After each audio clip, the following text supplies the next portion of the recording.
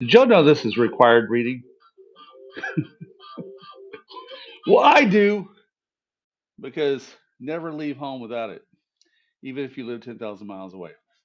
We got a few minutes for people to come jump in and a reboot in action from 2 hours ago, but that's okay because sometimes that's how things work, right? And the work is never, never, ever done. If you think it is, hang out a little bit. It'll come right back and haunt you again. There's a lot going on right now. And the biggest one we're going to deal with today is how this guy can't stop threatening people. And we've got really every day is an evolving craziness. I wrote this article 2 days ago. The Ministry of Truth was always the plan. How Trump built an information compliance state while screaming about censorship, and then hang out for 24 hours. He's going to post again to Truth Social, and it gets crazier each time.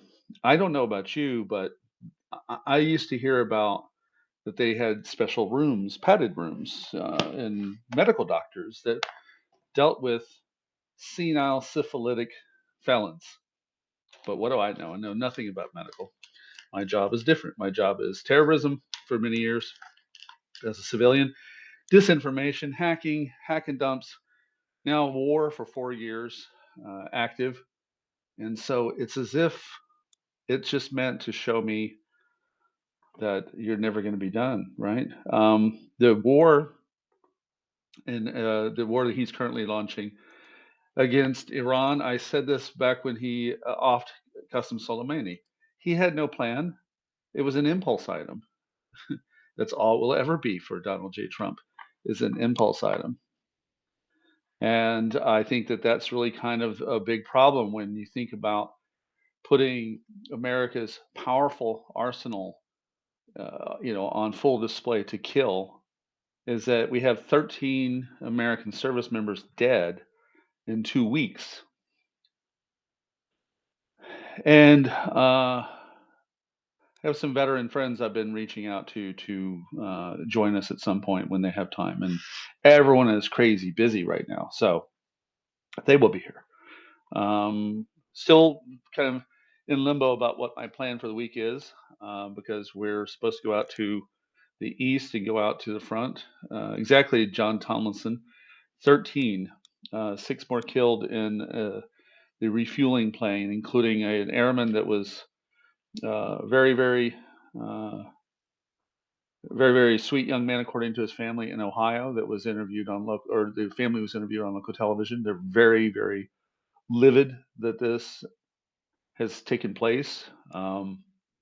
Clearly, I'm sure that family, like a lot of military families, I grew up in a Navy family. My uncle was a master chief, and I grew up with my grandmother, which means Navy boys were always around the house, being told like, "Don't play Chris at any games because he's going to take your money."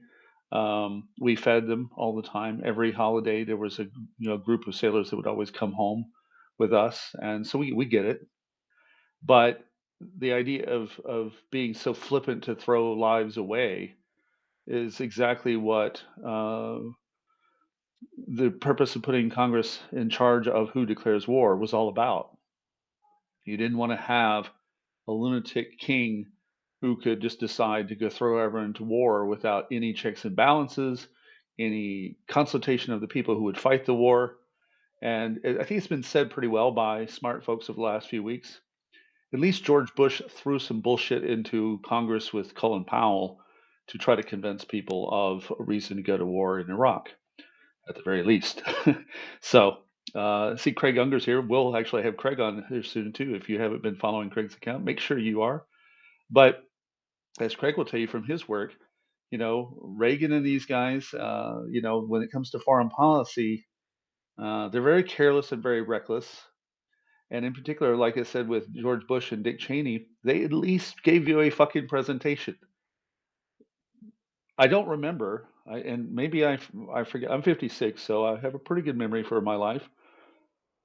I don't remember them threatening the press. I don't remember,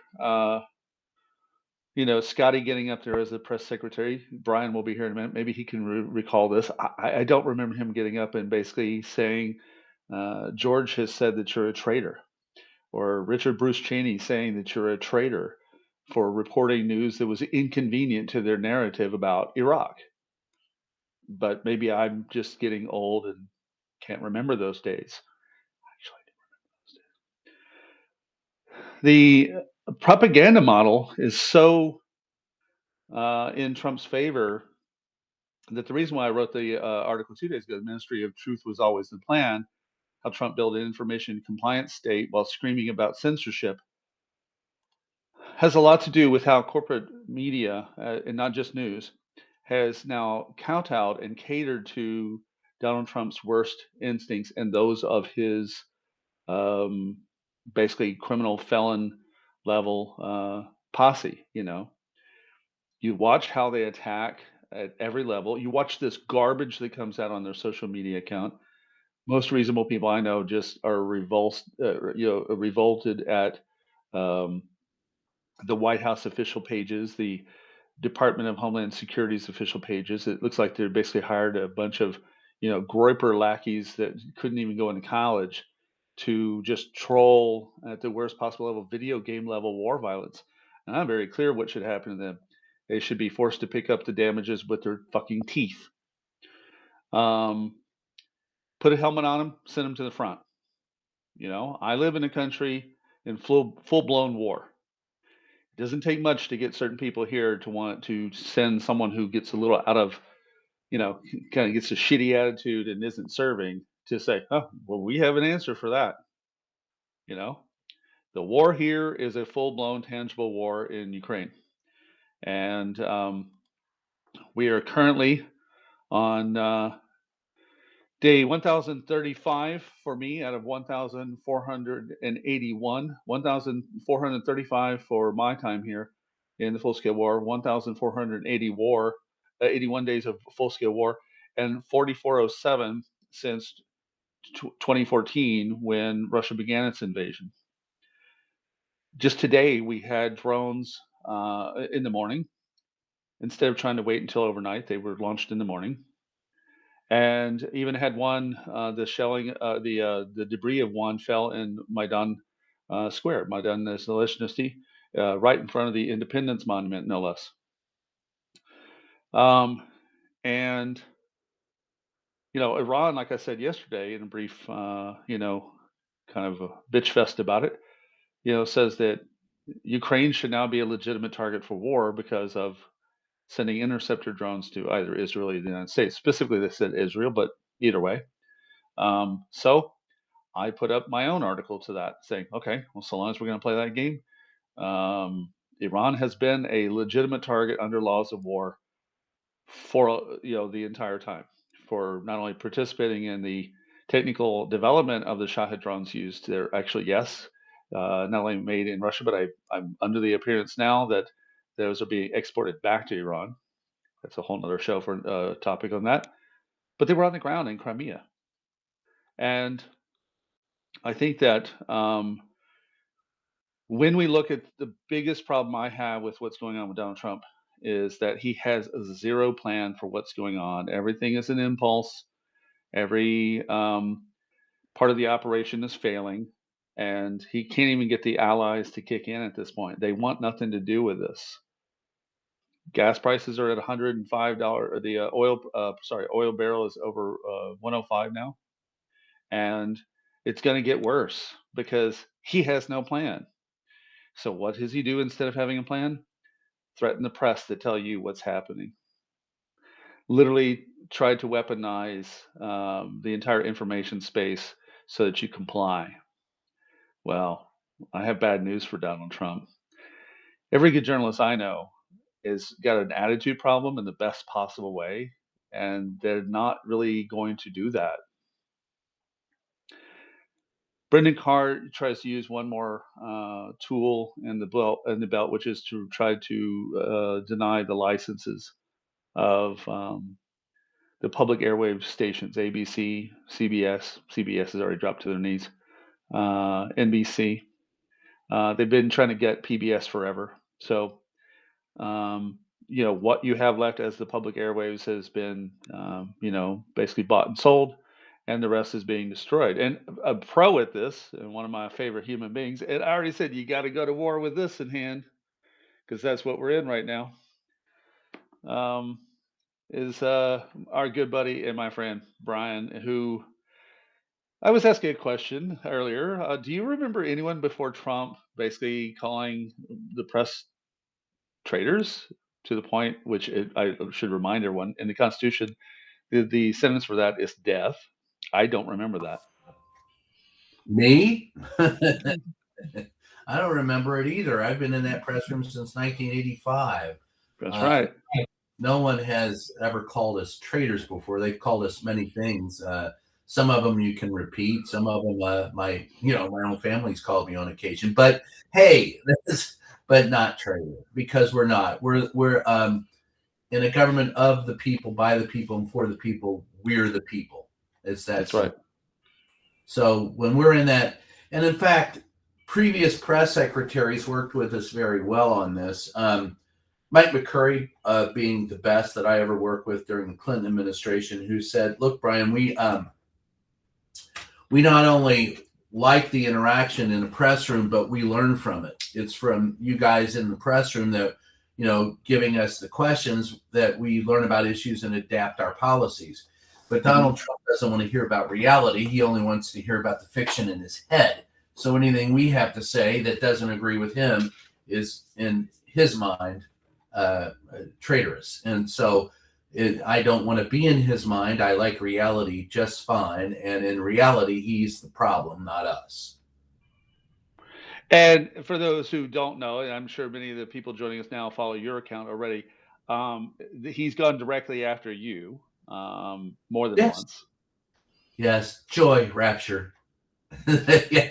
On more than one occasion. I had to beat him in court 3 times to keep my press pass. Now I'm just fighting to get back in it because I took a while off to create a documentary. And so I wasn't in the briefing room. So they've taken that absence to mean that I'm no longer covering the White House, and they denied me my my press pass Right. along very systemic and reasons. So I have to reapply, and that takes a long time. Where are we at with that, if you don't mind? We're at the struggle. Just Struggle, just trying to get back in, and it's difficult for me because I've been gone, and when I say I want to come back and cover it every day, they look at me and go, "Well, no, we don't believe you." So it's tough. And one of the things that I wrote in my piece today, which I think is also unprecedented in this era, is that he's weaponized the goon squads on the street. And I specifically quoted how one of the Proud Boys had murdered the media when he was at Jan 6. Ox is his last name. Um, that they attacked the media multiple times. And I pointed out that you had everyone from Cesar Sayak, who I covered, mail bombs to CNN, who have been weaponized. Have you had that type of crowd threaten you? Of course, I Yeah. many times I had the rear end of my car, the rear window of my car bashed out. I had somebody was arrested that was coming to kill me and another reporter. I had police in my home on January 6th. I'm sure you've seen the pictures of people climbing up the walls, right? Yeah. Yeah. So I was standing I there. was working that day. That's what I was doing. I was there 15 Yeah. feet away and said, "Hey, morons, there's steps on either side. Somebody's going to fall and bust their ass." Someone fell and busted their ass, so they rushed at me, threatening me because I had given them a warning that they were going to fall and bust their ass. So when they got to me, I held out my Playboy press pass. I said, "Wait a minute, I'm not like the rest of the media. I work for Playboy." And these 3 big fat white guys just stopped and looked at me and goes, and one of them with his hands out, and he looks in, he goes, he kind of sniffs my, my press pass, and he goes, "Playboy, can you get me in the mansion?" And I said, "Sure, anytime." "Nothing to see here, guys." And then they turned around and left. He didn't even leave me his card. I don't know That's what an he was. interesting angle. I hadn't thought of that. I mean, I know you worked. That was your press Playboy pass, has but I saved hadn't my thought life about on that more than actually one as a occasion. response. That's the best press pass I've ever had, was a Playboy press pass. Right. Wow. One of the concerns I brought up was how these major media outlets have basically catered to Donald Trump's whims. That's also I wouldn't say it's entirely unprecedented, but it's unprecedented at this level, at least. Yeah. Well, it's manipulated by Donald Trump. Let's take a look at what he did. When he came back the second time, he took over assignments into the press pool and the assignments into not only the press pool, but in the briefing room. Right. So, and at the same time, so that was the micro way of managing it, micromanaging. He macro-managed it by making sure that Paramount and CBS kissed his ass, and now he's going after CNN. There are 4 or 5 companies that own or operate everything, pretty much everything that you see, read, or hear. Donald Trump, they are all friends of Donald Trump's. They're all billionaires, so they're going to sway to what he wants. Right. If you're a critical viewer of what's going on in the White House and you watch the briefings, I would put it to you this way. Listen to the questions. When a reporter starts with a question that says, now, Donald Trump's been doing this, and as we all know, that's working out pretty good. Can you comment on why we're getting it wrong in the media? That's a planted question. That's either a reporter showing fealty, a manager got it given to him, and it was passed on down the line to the reporter, or it's directly from the White House. And those sitting in that new media seat are the ones that usually get the first question, and they're the ones that are told pretty much what to ask. The White House press corps is not what it was when I walked in there 40 years ago. I used to love how you guys would banter that question around, where if someone failed at getting that question through, the next one picked up the same question and took it a ball further. And I really missed those days, to be honest with you, tremendously. For those who don't know that that's what it used to be like, it was good. I miss that as well, and I was there for it and part of it. And part of the joy of being, and you talk to some press secretaries, they go, Brian, that's when we knew we were in trouble is, if you all started hitting, the guy in the middle asked me the question. I go to the guy on the left. He's asking me the same question. I go to the guy on the right. He goes, I feel like in my crosshairs. So then they would go to somebody they knew would ask a softball question. Well, everybody's asking softball questions today. So it's very tough to find more than 1 or 2 reporters who will ask the tough questions. And one of the things I think also sticks with me is that I've never thought of the Wall Street Journal as a liberal newspaper. I don't think anyone alive has. And that's who's coming out with all the bad information lately. Well, Donald Trump doesn't like any information that he doesn't approve of. So even if it's someone that he approves of a publication, you could have information he doesn't approve of, and he's going to go after you for that. The fact of the matter is that Donald Trump is right now making sure that, look, let's go. Here's the Donald Trump administration in a nutshell. Yep. Last week, little Pete Hegseth, a more unserious person I've never seen as Secretary of Defense. I've never seen anyone preen or that's Secretary of War, sir. That's Secretary of War. Secretary of Defense. I will continue calling it the Defense Secretary because that's the name by Congress. Screw Donald Trump and whatever he wants to call it. Amen. So the Secretary of Defense, he's the most unserious man I've ever seen in that job. I've never seen anyone preen or primp in front of a makeup mirror in the Pentagon as much as Hegseth. So he comes out to tell us that CNN and the New York Times are unserious because they're reporting stuff that they don't approve of. But here's the thing. They come out and tell us they won't tell us what's going on. So we go out and find it ourselves, and they don't like what we have to say because it doesn't match their baloney. At the end of the day, this is probably the most dangerous part of this administration is making sure that demonizing us for reporting stuff that they don't approve of while not giving us any information. I want to know why we're still at war. Just 15, 20 minutes ago, Donald Trump came out and said we've completely obliterated the Iranian military. Then why are we still at war? Never mind why are we at war in the first place. Never mind that on last night when you gaggled on Air Force One, Mr. President, you told us you could make a great argument for not going to war. Great. You've already killed a bunch of Americans. You've already killed 175 innocent school children in Iran and thousands of others and millions of dollars worth of damage. And you could say we shouldn't be, you could see why we aren't at war. Okay, then why are we still at war? They won't tell us that. So we have to find out, and they don't like the answers that we get because they don't jive with the fiction that has been created by Donald Trump. Donald Trump is in this war because he wants to be. He wants to be. There are multiple reasons why he wants to be. He doesn't want to talk about Epstein. He'd rather burn the whole world down than talk about the fact that he's in the Epstein files. He doesn't want to talk about what's going on in Minneapolis and the fact that we've killed innocent Americans. Right. He would rather unite us all in killing somebody else.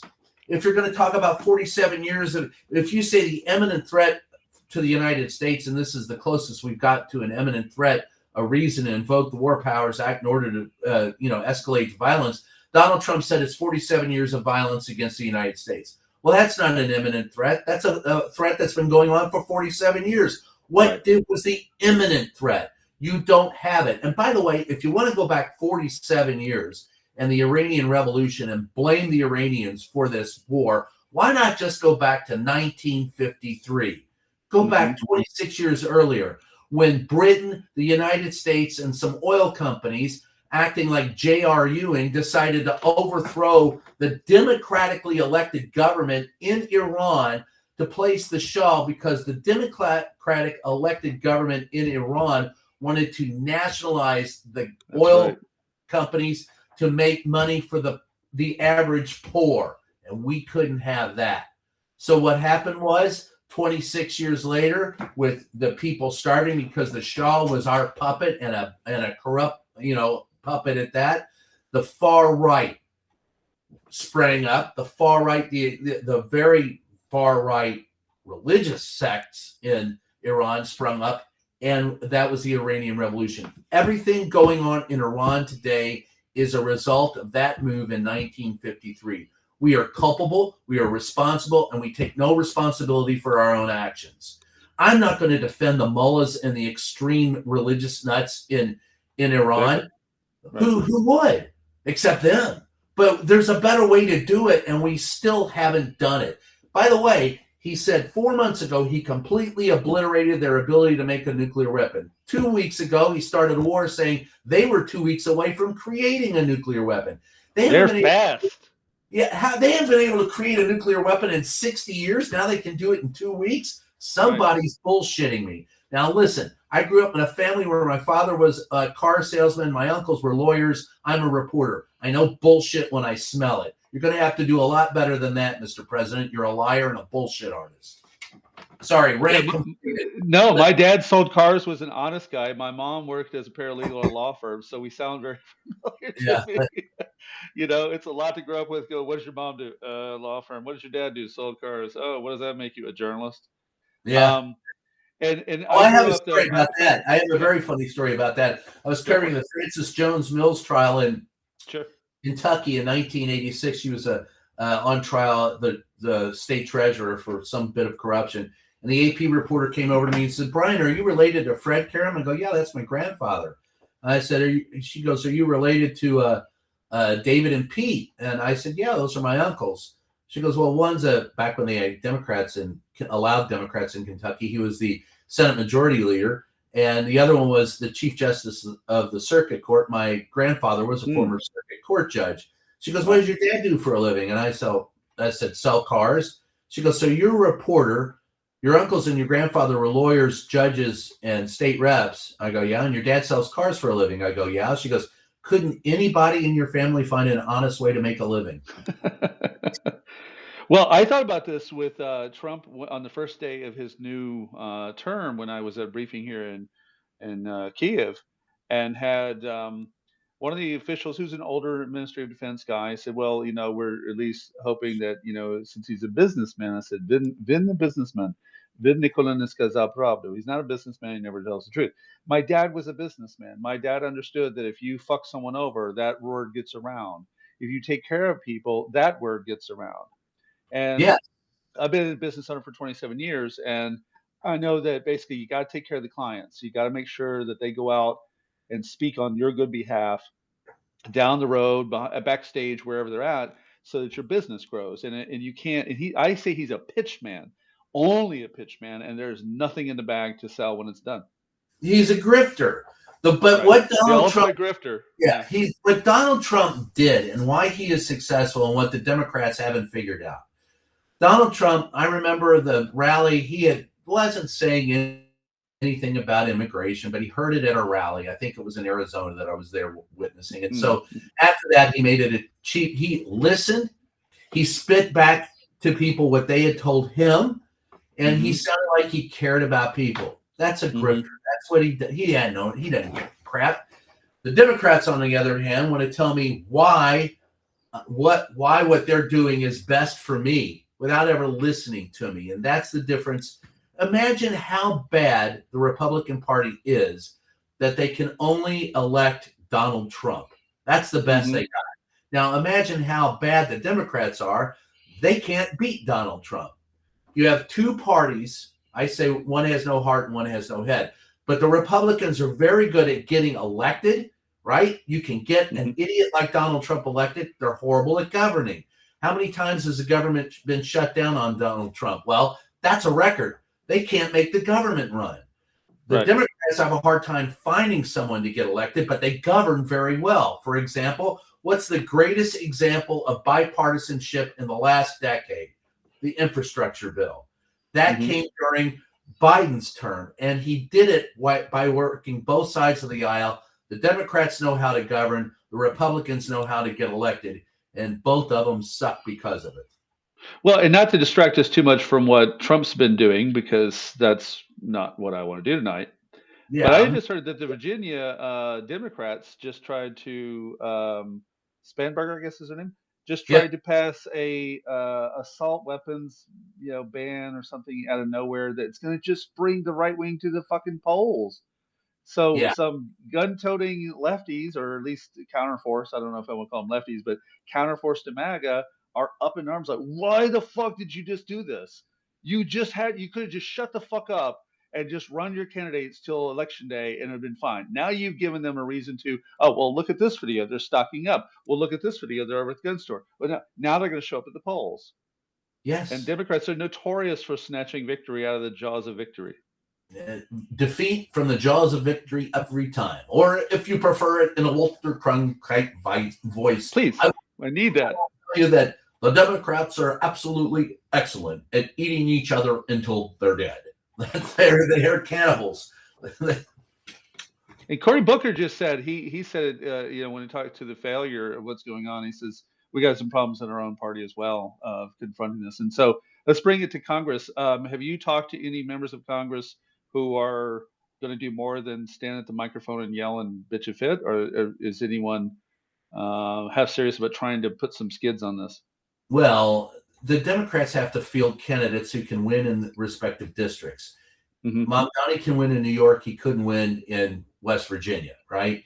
And of course, northeastern Kentucky, which is where you go when you flunk out of West Virginia. And I only say that because I grew up in Kentucky. But the Democrats really should take kind of one Tip O'Neill. They should take a tip from Tip O'Neill, who, when he went out and campaigned, went to the individual districts trying to win back the House, and didn't go for the best Democrat. He went for the most popular guy in the district. Said, "Hey, if you can do these 3 or 4 things, we'll support you." And so that's how they won back the House. That's how he helped recruit new members into the House and got some good House members. I think the Democrats need to do that. I think they need to find who can win. And for the love of God, show up and vote. I can't tell you the number of people I've interviewed who will go out and they will build a poster. They'll get dressed up. They'll drive a half hour, 45 minutes. They'll protest for 8 hours. And then when I interview them, they tell me they won't vote because voting doesn't matter. Christ, if you're going to spend 8 hours protesting, spend an hour or 2 voting. Just get it done. And I don't care. Donald Trump's. Did they ever say what if they're not going to vote? What is the plan they think is going to change things? Do they ever say that? None. Protesting. That's it. Well, I'm showing my will by protesting. You're doing nothing. I mean, I love a good protest. Don't get me wrong. I've had some really good food at a protest. But you've got to vote, and more than vote, you've got to drive older people to the polls. Get involved with phone banks. Volunteer to work the precincts, counting votes. I guarantee you the far right is. So everybody who isn't in the far right should. And I don't care how difficult Donald Trump tries to make it and suppress the vote this fall. you've got to vote. That means you got to go out and get a passport to do it. Do it. I know it costs money, but nothing is more important. This election, this could be the last election of my lifetime, or the last one that matters. And Donald Trump's going to do everything to make sure that the minority wins. Remember this. There is an undercurrent of 25 to 30% of the people in the United States who support Donald Trump and will always support Donald Trump. Right. That means if you only have a 60% turnout, that 30% plus one wins. We need a voter turnout of 75 to 80%. That's a good voter turnout. And we need people to work hard for the democracy, for the republic. If not, well, you get what you deserve then. Don't come out and bitch afterwards if you didn't vote and you didn't get involved. I'll be bitching the whole time. I've never missed a chance to vote my entire life. I also say, for those who aren't paying attention to, I'm sure you guys are because you're savvy people, but I like that you have a daily daily ticker on where we're at until that happens. So I think that's important. I try to. 1,041 days left to go in our countdown to liberty. Donald Trump's still at war, and now he's saying there's maybe a reason why we shouldn't be. Details at 11. So I noticed when I was putting this piece together for today, I was trying to look at some commentary from Congress, and thanks to the Guardian, I'll tell you everyone where it gets it. They quoted that Ron Johnson was on Fox News yesterday saying, I think it's too far. And Ron Johnson's not exactly known for the savviest guy on the block, but he's kind of dumb. But he said too far for me. I kind of like a free press. We haven't had a free press for a while, brother. But the corporate media has been decimated and destroyed, and I don't know if it comes back. The backbone of good journalism is local journalism. Many national stories first start as local stories. Right. We have vast news deserts in the United States. If we're going to save journalism, as I say in the book, you got to bust up the media monopolies. You've got to give. It's this book, everybody. Go get it. You got. I brought it to war with me 4 years ago because it's like a Bible for my work. God bless you. We've got to bust up the media monopolies. We've got to give low interest loans to small media companies, tax breaks to them, and we can't allow government to publish their own public notice ads. They have to be in the newspapers. Those are supportive of newspapers, supportive of democracy. I can hold up a copy of the newspaper. I've probably got one around here from 1855, and it has not been changed. It is as it was on the day it was printed. In a court of law, that's finite. That holds sway. Anything on the internet can be hacked and changed in a heartbeat. So we need newspapers. We do. And people still love that. I know people who love to cut out pictures of their kids playing in youth sports in the community newspapers and hang them on the wall. That we need. We need more of that, but you've got to have support for it. Yes, newspapers have died and government has killed them. And by killing them, I will tell you that most television stations use newspapers as sources. Well, if they're not there, the only source we have is the crap that's going on in the White House briefing room. And that, my friends, is not news. That's propaganda. And yesterday, last night I was on the air last night with Tim White, who's a journalist, a British journalist who's come here to Ukraine for a while. And I said, I know I did 3 articles. Well, I guess I did 2. No, because I forgot to tell one, and I'm going to bring it up right now. I got a message after someone had unsubscribed from Wiretap, and the message read that, let me see if I can find it. Good intentions are not enough. I will donate to a charity that helps Ukraine instead. Sorry. Now, I'm not going to name who wrote this because I did figure out who this person was, and they should know better. And I went, I'm sorry. Did you think that the work I do for 4 years is good intentions? No. I sit in press, basically the equivalent of C-SPAN here, of these press offices, listening to a range of NGOs, citizens, people affected by the war, and sometimes government officials. And my question for people who don't understand independent journalism is, if you say, well, if you want a better job, go to United 24, state press, Ukrinform, state press. All these things mean that I now work with an entity that will sort of dictate what I cover, how I cover it, and more importantly, is for our viewers, they would have no way of knowing whether or not what I see on the ground is legit or not, because at that point I'm taking a paycheck from an organization instead of the viewers and the listeners. That, and even more importantly, I would say all the work I do here is generated on the ground by people in front of me who say, my son's in captivity. No one's talked to me. My brother is missing, and no one's talked to me. I go to the officials and I say, let's see what we can do to talk about your situation. And we do this very organically. And I learned this at Pacifica Radio as a community radio guy, where we had things that were never covered by the major news networks. They certainly were never covered by AM radio, and they would be lost if not for people who from the community came forward and said, we want to organically work to get those stories there. And you mentioned local press as a big part of that. And that's exactly what I do and why I do it. Well, it's important that we have it. It's important that we support it. It's important that we have people on your staff. We got to get you staffers. And look, I've worked for, it used to be like when I worked, for corporate media, nobody interfered with what we did, right? Mm-hmm. We stood apart from the corporate entity and asked questions of everyone. That's not the case anymore. In fact, CBS is being run by it's hegemony, and it's being run by, I can't even pronounce her. I don't want to say her name, but sure. Donald Trump did that because Paramount, who is in the middle of negotiating a buyout, had deals with the government. You cannot, if in the future, you've got to limit companies from having contracts with the government because it's a conflict of interest. What you're talking about cannot happen anymore being an independent reporter if you have a conflict of interest with the government that you're reporting on. And that's the greatest anathema and the greatest challenge to free speech. Everything isn't about money. It sounds naive to say it, but it's so true. In fact, so little is about money. When you make it about money, you belittle your life. Amen. Here's the fact. I am engaged in what I consider public service. I go to places that people will not go to normally or cannot go to. I see things and witness them to tell other people. Correct. My inspiration was Robert Worth Bingham's statement over the elevators at the Courier-Journal and Louisville Times when I was a kid, and I looked up and saw that, and it said, I have always considered my newspapers a public service, and I have always a public trust, and I have always endeavored to operate them to give the greatest public service.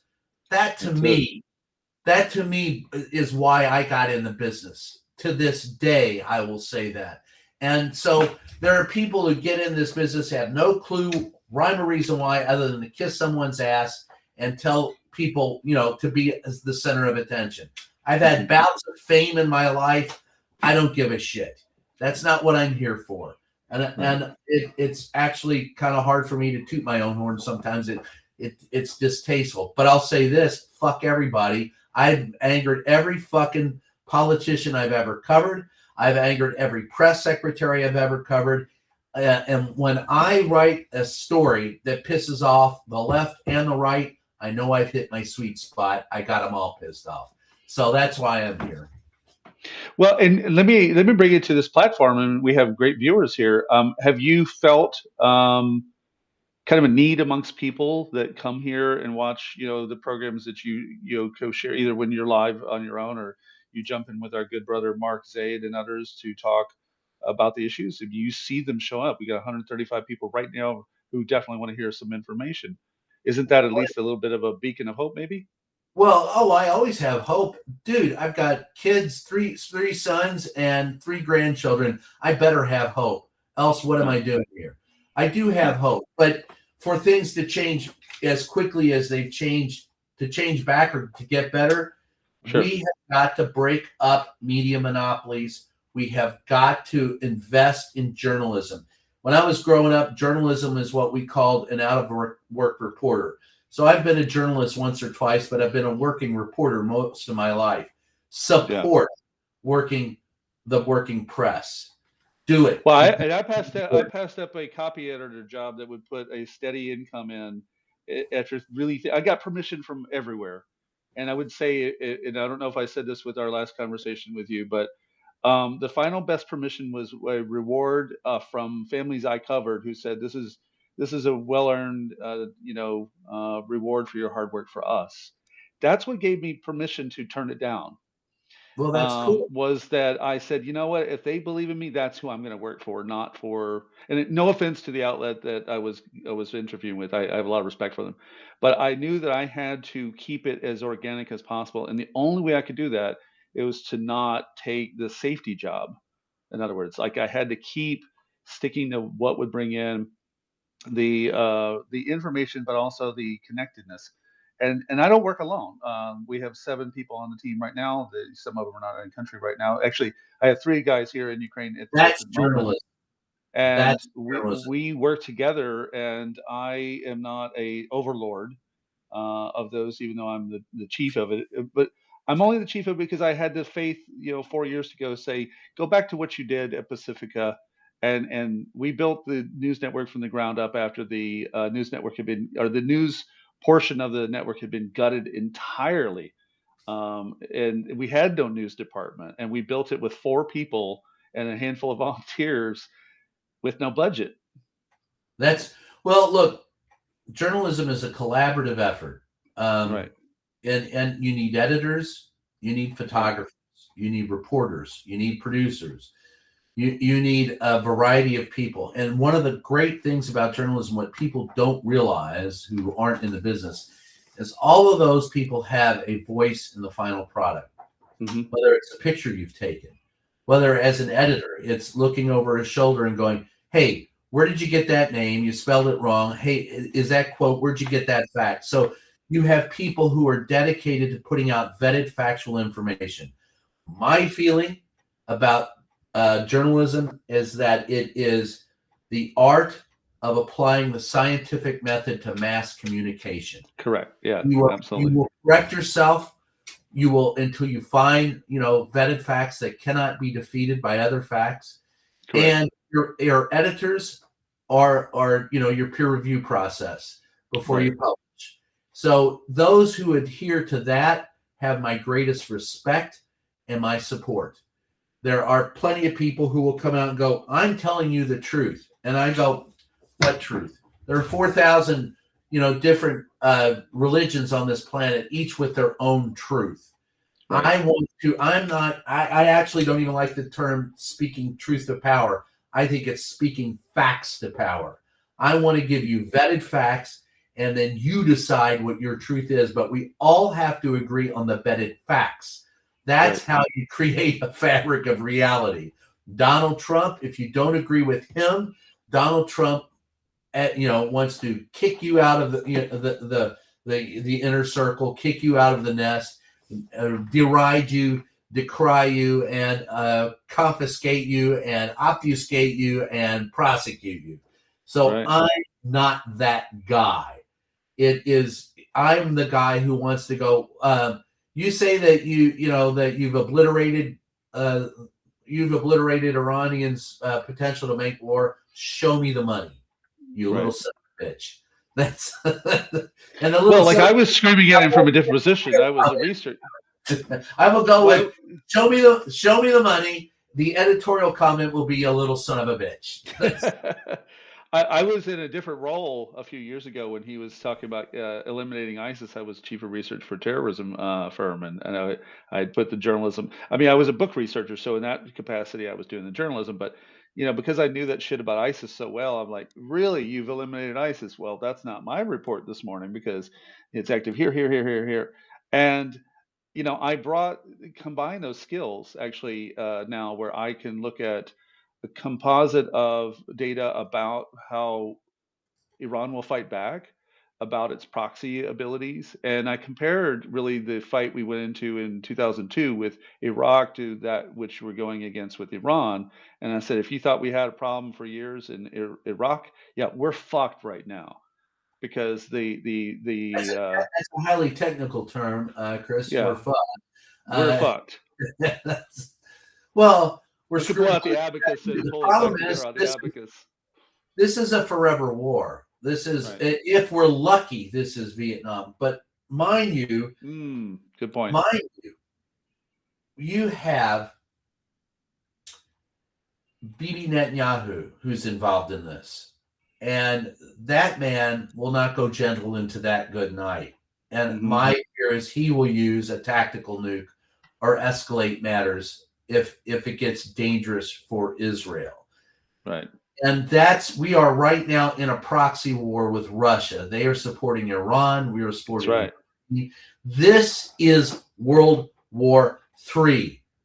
I can't say it any plainer with what's going on in Gaza, what's going on in Ukraine, what's going on in Iran, what's going on in Africa, what's going on in Venezuela. This is a world at war. And now I don't care what you can call it the World Fabergé concert. Who gives a shit? The world is at war. This is a world war. How do we back out of this? How do we solve this problem that we've created, helped to create? How do we solve this problem? So the next thing you know, we all don't have to have, a Series 5000 sunscreen because of uranium poisoning. That's my concern. And anybody who thinks that's alarmist, get real.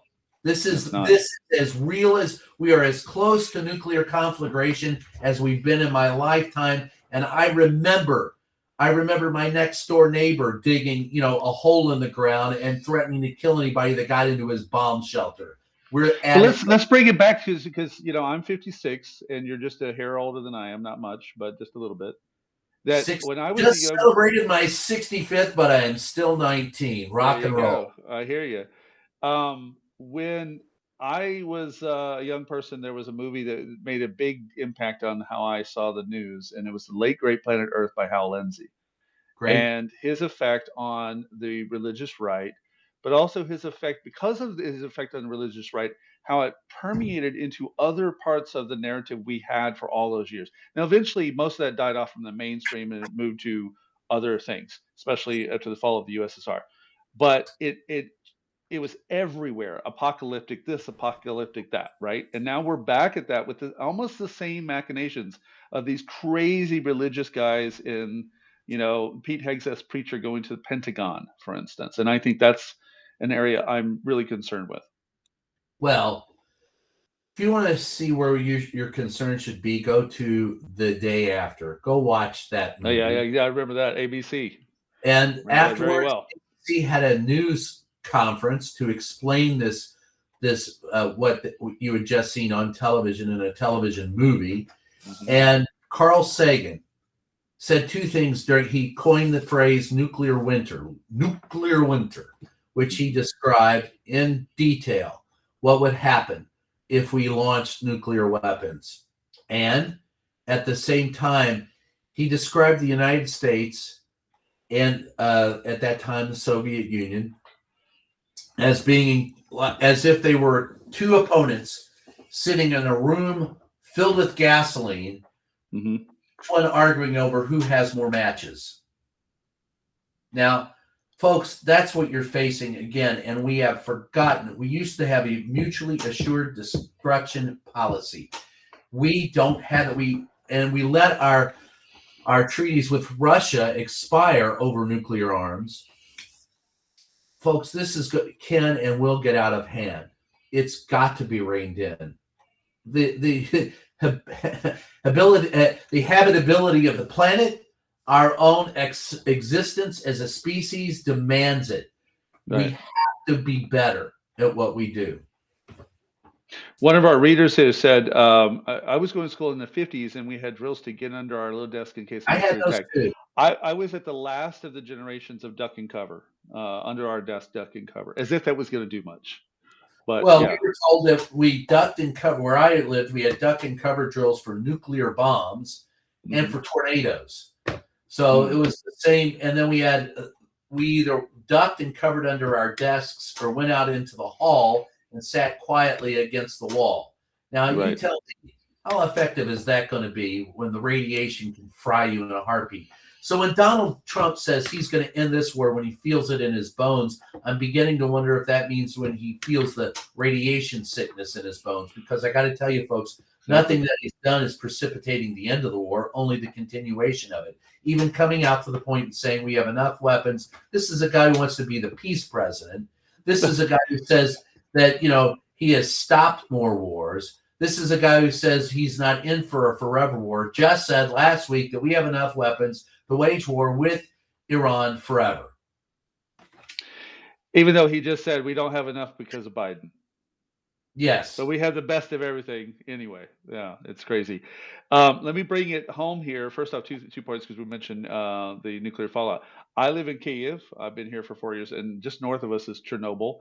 And there's still, everyone who tries to go do that tour up there knows that all the protocol they have to go to get near to the sarcophagus itself. So it is a long-term problem. Once it becomes a problem, it's a long-term problem. So just as remember that. But sticking to the Ukraine angle for a moment, there's this guy, you might have heard of Volodymyr Zelensky, and he has 4 years of active war experience as a president. And he went to Trump and crew and said, I'd be glad to help. We have the ability to help you. And Trump, 24 hours plus ago, said, that's the last guy I need. That's the last guy I need. I'm brilliant. Nobody needs. And then I'll turn around and I'll accept his help. So that's bullshit. Whatever Donald Trump says is a lie. Everything he says is a lie. If Donald Trump tells you that the sun rises in the east, you best open up a window and check, because he's probably wrong. Donald Trump is an anathema to humanity.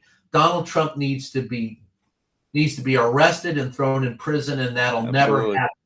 But my hope is that at the end of the day, after Donald Trump is a postscript in history, that Susie Wiles, I'm sorry you have cancer. I hope you get better.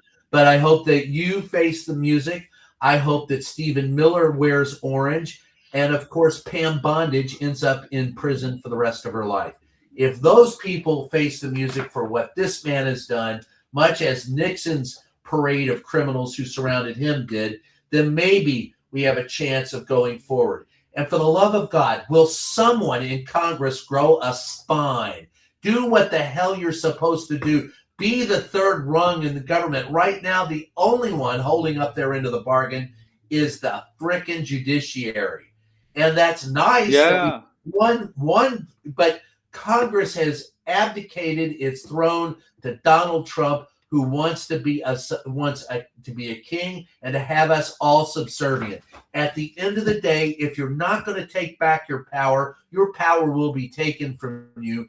Everyone in Congress, Democrat and Republican, should stand up for the power that they have in the Constitution and stand up to Donald Trump. I don't care if you're going to get.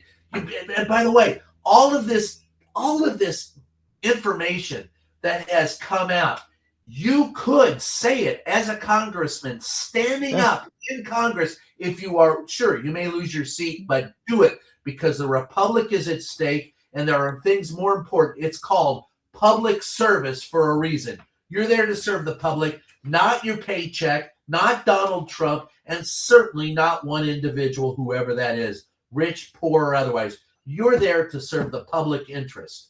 And that's what we try to do in the press. That's why we're called the fourth estate, because our job precisely is to provide public service. If you're not going to do your job, get the hell out of the way. Go make your money and get out of my face, because I'm tired of looking at you. And you're not going to intimidate me. You're not going to drive me away. I'm here to do my job. And if you don't like it, go screw yourself.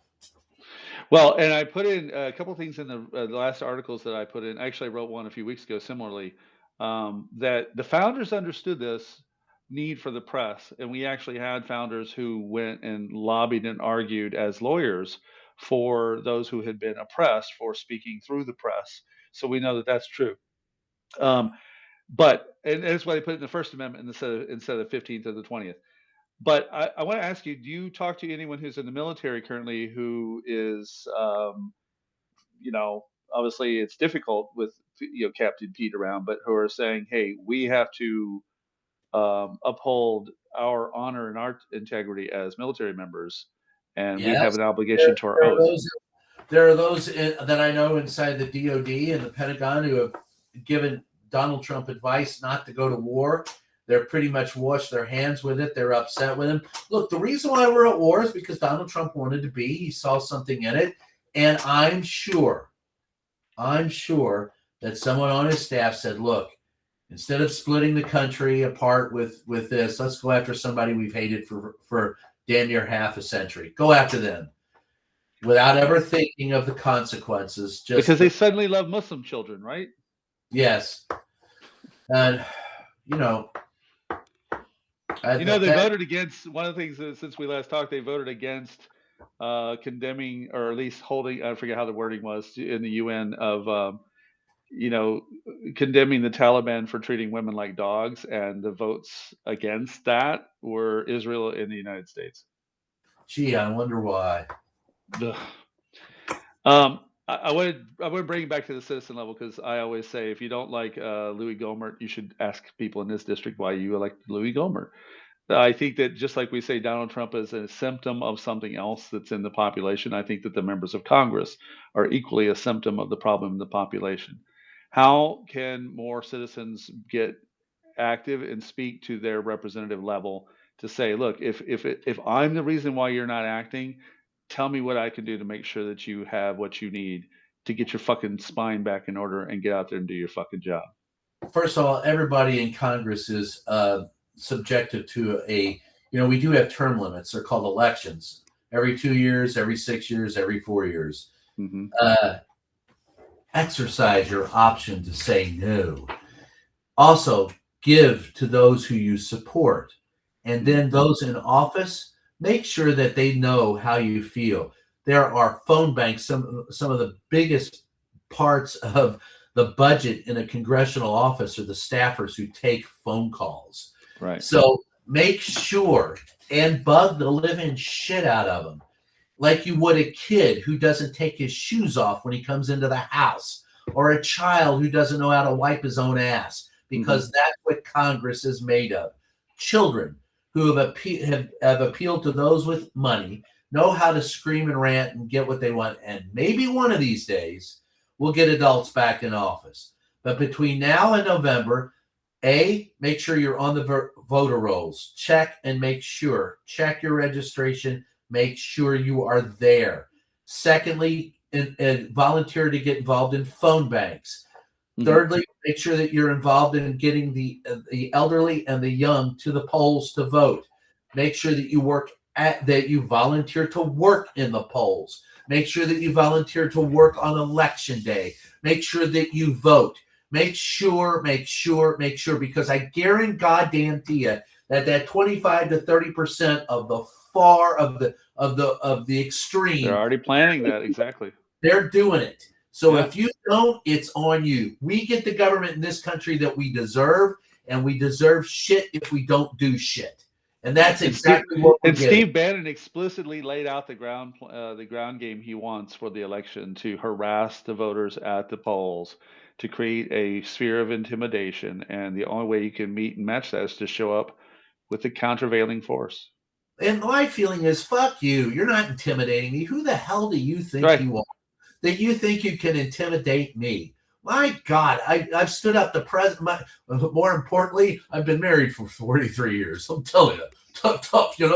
Hey, look, being intimidated is a mindset, right? And they're counting on you to be afraid. Afraid of what? Right. Afraid of what?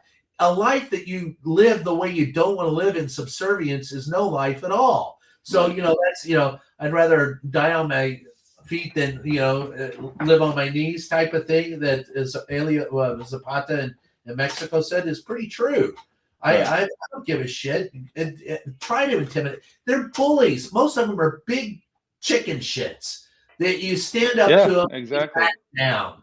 Now the ones you have to worry about are not the ones that threaten you. That's the ones that don't. The ones that hide.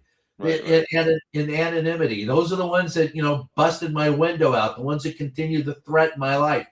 I can't do anything about that, but I'll be goddamned if I'm going to sit there and bend over and take it in the ass because somebody is calling me something or somebody is threatening me. I just can't do it. Well, I'll say, having lived here with Ukrainians who are fighting back against an overwhelmingly larger country, and against sort of an apathy in the world. There is no luxury for surrender. There is no luxury No, for taking a rest and a break and letting it just hopefully work out in thoughts and prayers. It's but not a thing. that's why the people in Ukraine are my heroes. When I was there, Amen. you saw it.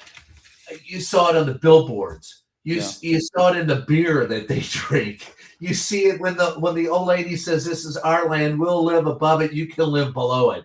These Right. people aren't taking no shit, and they don't give a shit if Vladimir Putin is threatening them. They're going to live the life they want to live. My heroes. I never felt more. I sat there covering the first days of the well, not the first days of the war. The war actually started in 2014, but Right. the invasion and I Fusco. sat Yeah. and I sat there at a hotel having my morning coffee, and I looked around and I said, "This country, I don't know if he can level it, but even if Putin could level it, he could never rule over it because these Right. people do not give a shit for him." And if we had a little more of that activism, I mean, I love the farmers that I saw out in the middle of the country who were saying, "You fuck Putin." Yeah. I had one guy who said, "Are you from? You're from America?" I said, "Yes," and he said, "I hear you have many guns in the United States." I said, "Yes, we do." He says, "Bring them here. We'll kill many Russian bear." So, I Right. mean, I love that attitude. And I've learned a lot from Ukrainians about a range of ways that they viewed the fight for the last several centuries, the last century itself, and the last 12 years especially. And one of the things that bothers me is and this is why I came to Substack and turned on the camera after 4 years of staying off camera and just focusing my camera forward, was that I felt I needed to start talking more to you Americans from this side of the fight, because the way that they got Yanukovych out wasn't that they walked down and occasionally held a No Kings rally. They went out every day after November 2013, and no matter how much force he threw back at them, they showed up even more. And the more force he threw at them, the more people showed up. And the more he did, the more they responded, until he got on a plane on February 22nd, 2012, 2014, and basically, someone will text me right now, Chris, it was a chopper. Okay, fine, a chopper. I know my friends. Before I even say it, my friend will text me that tomorrow if I don't say that. And got the fuck out of Dodge and ran off to Russia. And the reason why that's important is only a year ago, when Zelensky passed policy change about the two corruption agencies, Nabu and Sepu. 7 days of protest reversed the fucking thing. 7 days reversed it. Yeah. And that Well, tells you what the government thinks of the people, is they know, don't fuck with them because they will take you out of office one way or the Well, other. the one moment that sticks with me was during an air raid, and I think we Mm-hmm. were in Kyiv or we were in Lviv. I can't remember where we were, but there was a air raid, and we're in an open air market, and there's a guy Mm-hmm. selling espressos. Everybody is carefully, quietly shuffling into the air raid shelters. The guy Mm-hmm. keeps his espresso thing open, so I walked over to him. I said, "You're not closing?" He goes, "He hits me, I got no worries. If he doesn't, I got coffee to sell." I said, "I love this guy." I bought the coffee and stood with him. So, Yeah. Yeah, I and have film of buskers who still play when the air raid goes off. They're like, oh, okay. yeah, yeah. And they just keep playing and, suka. But I think it's important. Again, I think that the apathy is what I'm concerned with America. And, we have, thankfully, people here who know not to be apathetic. But, what do you see? I want to get back to one more big thing that you mentioned last time we talked, and we need to exercise it here. How can average citizens start doing more in their communities to, let's say they don't know how to get their local press empowered? What do you think they can do to build the funds for those voices, so that they take more action instead of hoping someone else will do it Let for, your for local journalism? let your local city council and your state legislators know that you Mhm. support journalism. You must subscribe to whatever local journalists are out there, but you must let the city and the state government know that they have to subsidize journalism with public notice ads and the other right to notice ads that have been a part of journalism for the last 150 years. It helps pay the salaries. It helps put people in the seats. And by God, no government should be publishing on their own website news about public notices. Hey, we've got something coming up on Friday. Well, what if you lied about it and you never posted that? A disinterested third-party observer, i.e. the press, are those who are responsible for holding you responsible. You have to pay for it. That's part of what we do as voters, is vote you in for public service. And part of that public service, by God, is making sure that people who aren't part of the government are telling us what's going on in the government. We live in a time when city councils, PTAs, state legislators are not covered as they should be. When I covered the Kentucky General Assembly in 1984, there were more than 100 people that covered it from all over the state. Today, maybe 3. That's a problem. Well, here's my first one from 26 years ago. You don't even want to see mine. It's from 40 and there's the years current ago. one, and I just got my renewal for another year accreditation. It is sacred, and I keep with me in my pocket all the time. And you're a big reason why it means even more to me. Is I know that you and others have been fighting this battle for your accreditation, and I'm with you, bro. This is well, God bless you, and we're with you there. Hang tight there. You might be in a safer place right now than I am. Yeah, actually, I say this all the time. I call it to America all the time. Hey, I'm calling occupied territory. How you doing over there? Do we need secret codes? Yeah. Well, Chris, you're in war. I go, yeah, but, or they'll say, hey, Chris, stay safe. Am I in a church in America, a grocery store, a school? I just run down the list of things I've covered as a counterterrorism guy that were all unsafe. And I even told a woman who wanted to have me take her to America. She wanted a date. And like, you take me to America, go, hold on. And I pulled out my screenshots of me on TV. I go, did you ever have a kid go into Silpo, which is one of our grocery stores, and shoot everyone? No, your reaction says everything. The fact that you were stunned at me even introducing that as a concept tells me everything. Yes, I know we have Russian missiles coming in, but here's a church shooting. Here's and it was just a whole series of things that happen in America that I don't see here. But more importantly is that Zelensky is not sending out, squads to like I know people see these little clips on TV of what we call Tetsika, or the recruitment guys, and it gets muddled up by Russian disinformation. But I actually know usually what happens at those events. Why? Because I'm an independent press guy, and I can go up and find out what is the situation with that. Okay, the guy didn't have his papers done right. He threw an attitude problem. He got out of line. But did you see the 20 other guys that walked right by, had the same conversation, and no one got pissed off at each other, and no one filmed it? And that's the spotlight fallacy is the proper term for anyone who doesn't know that in news. Spotlight fallacy is a big problem with disinformation when it comes to what you see on the internet, churned up beyond its measure. But the reason why I'm saying that this is so important is that, especially that it's independent. I'm the chief of this with a handful of folks that do all this work. Is someone mentioned earlier they didn't know that United 24 was state news essentially, and I think they do a good job at telling you a lot of things. But it has got budget. It has got massive budget, and people who get to do those stories have an entire team to come do it, whereas everyone else has to struggle to come up with funds, to go to the front, to travel, to fly into the country, out of the country, and that starts limiting your ability to understand whether or not you're finding out the truth, or, as you said, the facts. And there's my congressional press pass, and somewhere I still have my.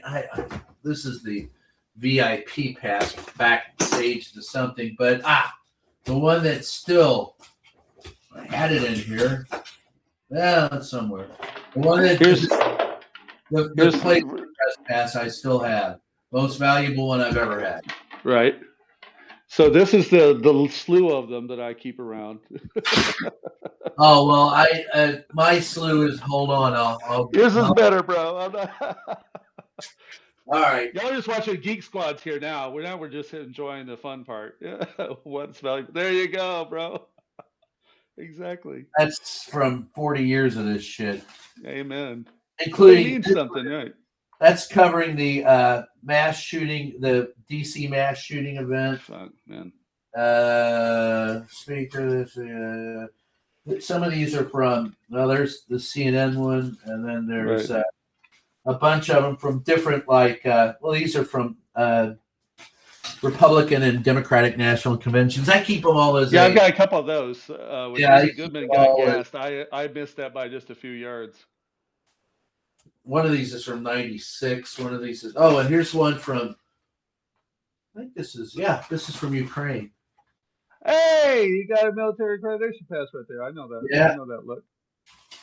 Yeah. So yeah, I keep them just as you know, for shits and giggles to remind me of some of the stories.